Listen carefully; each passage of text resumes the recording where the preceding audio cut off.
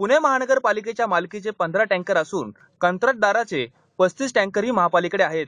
या 50 टँकरांना जीपीएस यंत्रणा बसवल्याचा दावा पुणे महानगरपालिकेच्या पाणी पुरवठा विभागाकडून करण्यात आला आहे।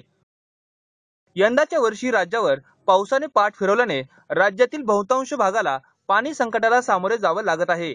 अशीच परिस्थिती पुणे शहराची देखील आहे। पुणे शहराला पाणी पुरवठा करणाऱ्या 4 धरणात जेमतेम पाणीसाठा आहे।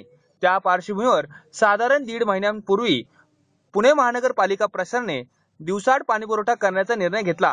हा निर्णय घेतल्यापासून पुणे शहरात टँकरने पाणी पुरवठा करण्याच्या संख्येत मोठ्या प्रमाणावर वाढ झाल्याचे पाहावयास मिळत आहे। त्याविषयी सांगायचे झाल्यास ज्या प्रकारे 50 टँकरला जीपीएस यंत्रणा बसवण्यात आली आहे त्यामुळे त्यावर नियंत्रण ठेवणे सोयीचे जाते। कारण मागील काही घटना पाहिल्यास महापालिका हद्दीबाहेर जाऊन टँकरची विक्री झाल्याची बाब समोर आली आहे।